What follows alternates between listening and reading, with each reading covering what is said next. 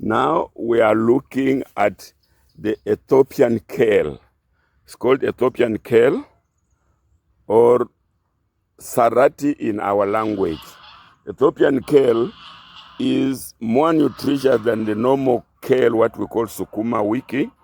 And this same lady says that in this part of the world, they mix saka, which you have seen out there. You can see that is saka.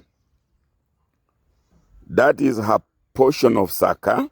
She planted saka aside and then also planted this Ethiopian kale, what we call sarati. Kwa nini mnapanda sarati na saka? Sasa watu wakikuja kununua wanataka wakati wenye wanachuna saka na unachuna pia na sarati. Sasa ati wakiongezea wakipika inakuwa tamu sana. So she's telling me that local people want to mix Ethiopian kale, sarati with saka, and they think it is therefore more delicious. But the truth is that they are making a balanced diet. The saka has got its own nutritional values. The Ethiopian kale has got its own nutrition values, and therefore you are increasing proteins and all that, vitamins and all that. So they, by tacit knowledge, they mix the two. Una mix kivipi? Inalingana ikiwa mkono mmoja wa saka, mkono mmoja wa sarati, ama una mkono mbili ya saka alafu mkono mmoja ya sarati. So she's saying that they make 1 to 2. Nobody took them to school to teach them that, but from experience and from time immemorial, they take 1 to 2. One Ethiopian kale to 2 sakas, and they think that is a good diet, a good mixture. Na sasa hizi sarati, hizi na ulipandaje, ulikuwa ya kuthini, yani ama nayo unapanda tu mara moja, umepanda imekaa muda gani? Wakati wenye una prepare shamba yako upande, unapanda tu kama, yani hiyo ukipanda unamwaka tu kwa line safari moja. Sasa ikimaliza wiki 2 na alafu unakuja unaanza sasa, utakuwa umemwaka sasa, yani umemwaka yani kidogo. Sasa wiki ya pili unakuja kungoa kama iko size hizi na unaanza kutoa sasa ndogo sana. Alafu sasa wiki ya 3 ikimaliza sasa, yani siku 7 tena ukirudi na tena unarudia kutoa. Sasa unaona penye ilikuwa yani imechazana na unarudia tena kutoa. Wiki ya 3 na unaanza kukuja kufanya nini, kukatia hivi ili sasa ndio ikuwe namba sana. Alafu wakati yenye inaweka namba sana na unaanza kutoa hii sasa hizi matawi. She's telling us that the Ethiopian kale, again, the seeds are so small, so you'll just pour along the lines and they'll be crowded. So after 2 weeks, you will come and now they will be mature for eating. So you start thinning for going to eat wholesome, even the stems. And then after another 1 week, you come and thin again. That's now the 3rd week, you start thinning again. Na sasa by end of month, wiki unaanza kukatia wiki ya gapi? Sasa itakuwa wiki ya 5. Sasa you see, after 1 month, then you start pruning. Show us, tukwambie mmoja ambayo umekata branch. Okay. Hiyo ndio ulikata. Tuambie, hesabu branch gani ziko ngapi?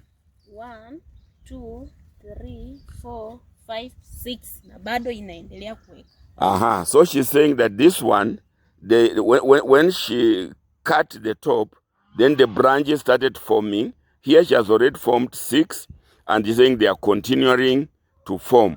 And she said that even the branches that are formed, when you see a promising one, you also cut it, and that branch will also start making branches. That is before they start putting on seeds. So every branch will now put on seeds, and therefore you'll harvest more seeds than you planted.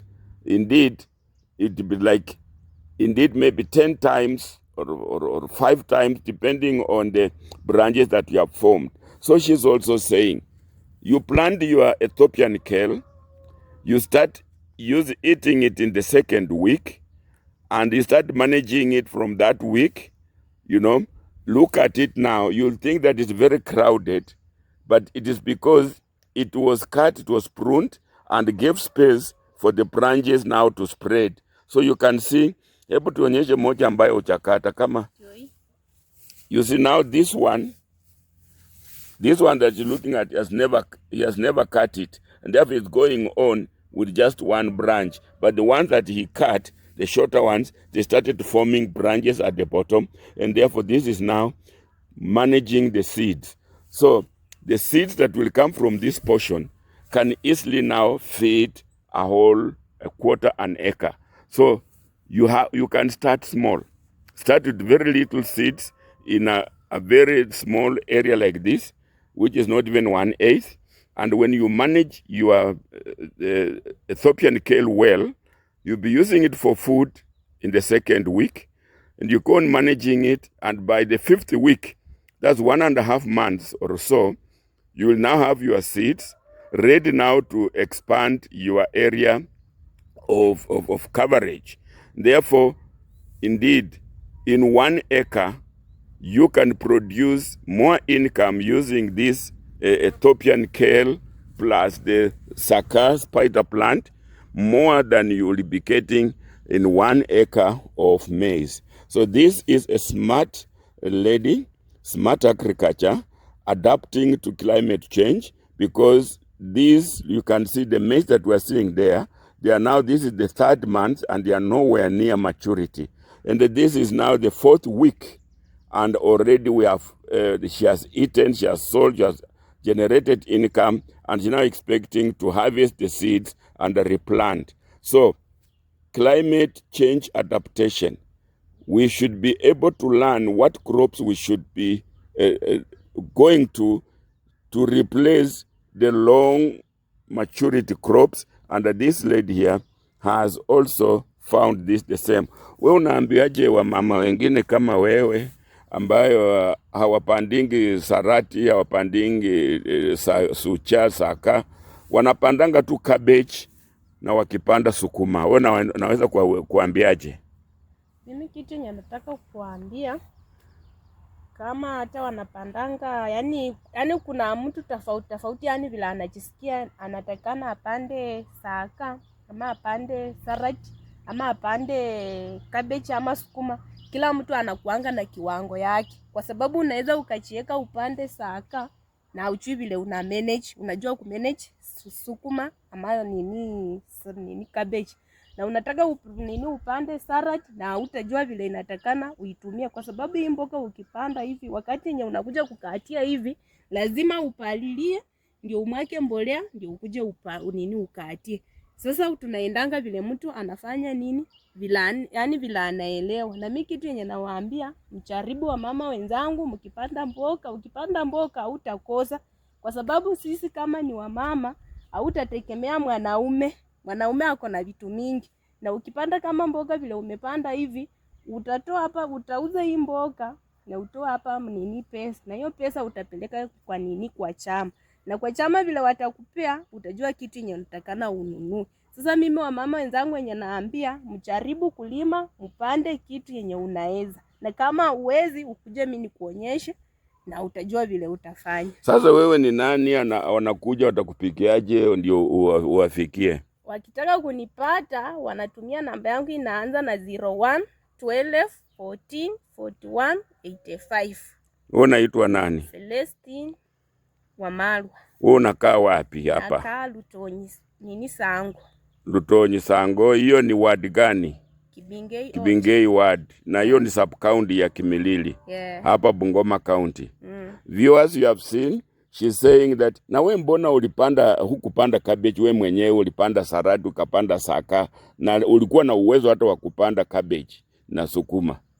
Nilikuwa na uwezo wa kupanda, lakini sasa mimi sijui vile na maintain hiyo cabbage. Mimi uwezo wangu najua ku maintain salad na saka na vitu zingine kama maharagwe, mahindi, lakini uwezo wa ku maintain cabbage sijaelewa.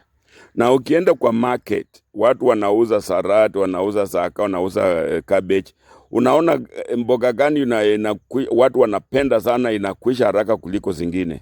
saka na sarati, kwa sababu ukienda kwa bei yake iko tofauti. Sasa kama saa hii Thursday nilikuwa soko, cabbage hivi kubwa ni 20 bob, na kama ukikuwa na saka hata tuseme tu kunia moja, sasa unajua wewe unashinda mtu mwenye anauza cabbage. Okay. Yeah.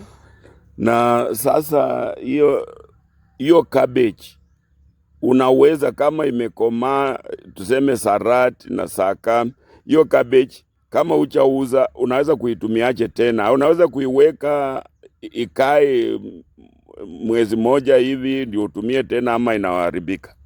Cabbage kama umetoa hiyo, ikimaliza tu wiki moja itakuwa imeharibika, kwa sababu inaanzeanga ndani kuoza. Na hii kama hauna market watu wa kununua, uko na uwezo wa kukatia ukukata tu hivi na utapata mbegu, na cabbage hautapata mbegu. So she's telling us the economics of planting cabbage and sarati or Egyptian or rather Ethiopian kale or even spider plant. She's saying when you plant your cabbages, there's no way you are going to make seeds. You'll just harvest the entire cabbage and go and sell it. And if you are not selling it, it is perishable. But for this that you are seeing here, the Ethiopian kale, you can decide to eat a few leaves, to uproot a few, go eat. Then you can also prune, and you continue eating leaves for maybe a whole month. And then those leaves will put on, those stems will put on seeds. Then you can also get seeds and go to sell those seeds. So in comparison, she says that this is more beneficial to her because of domestic use and also income generating. For cabbage, she says only, the cabbage itself, it has got no seeds. And when it is ready, you cannot eat a leaf and leave it in the field. But for this Ethiopian kale, you can decide to pick some leaves, leave them in the field, so perishability is avoided. You go eat. At the same time, you can actually dehydrate them. Like now, those suckers, this is quite a good amount of sucker. When you get the seeds, when you get the leaves and they have not been sold, you can dehydrate them and increase the shelf life. When you now leave it for making the seeds, then the stems, hizi sasa wewe ukitoa hiyo tuseme hata kama hii ukitoa hizo seeds, hiyo ni stems ambayo inabaki nyuma, mnatumiangaje kama umeharvest? Nimetoa hivi. Si sasa imekomaa, sasa umekuja mbegu umetoa. Sasa hiyo masakari ambayo inapaki, so unalimia tu hapo na inafanya mbolea. Okay. So the way she uses is that after harvesting all the stalks of this Ethiopian kale can now just be plowed back in the soil so that they produce the organic manure in the soil. But you can also, make silage out of this. You can also make feed for your rabbits and all that. So this is the use of, remember when you are comparing, let us compare cabbage and this Ethiopian kale. Cabbage, you first of all will have to plant cabbage in a seed bed and then transplant the cabbage at the same time. In terms of labor, you are spending a lot on that labor. On the cabbage. And then you plant the cabbage. Cabbage will take maybe 3 months to mature. In a total, the cabbage will take 4 months because 1 month in the seed bed, and when you transfer, it will take another 3 months to mature, and it matures just once. You come and harvest the entire cabbage, and that's it. So it's labor intensive, but the income, one source of income only. Let's come to this Ethiopian kale. You will plant, and in 2 weeks, you'll start thinning it out, already starting to use it to eat. That time, the cabbage is still in the seed bed. So your food security is already guaranteed through the sucker. And after another 1 week, that is maybe the 3rd week, you again come and thin, you have the food, and the labor is not as intensive as the cabbages. Then after 4 weeks, 1 month, by that time, the cabbage is still germinating, it's not yet even ready. Then you come and start pruning, and what you prune is also food you're going to take home, and when you prune, it starts making branches, and then multiplying in terms of branches, in terms of sources of food. So you can see already the cabbage, you are waiting until the entire cabbage matures. For the Ethiopian kale and the saka, you are continuously using it, selling and using domestically and all that. And therefore this lady says, considering all that, she prefers to do Ethiopian kale and saka and even sucha rather than cabbages. She also adds that the management of cabbage is rather complicated for her. So here we are, therefore, to compare Ethiopian kale and cabbage in terms of small-scale farming. Ethiopian kale and other crops like saka and sucha, they are more economical, more beneficial, more income generating than the cabbages. So she has told us. So be smart, be a smart farmer, choose what to plant. When you have a little land, don't just go with the wave. People are planting cabbages, you also plant.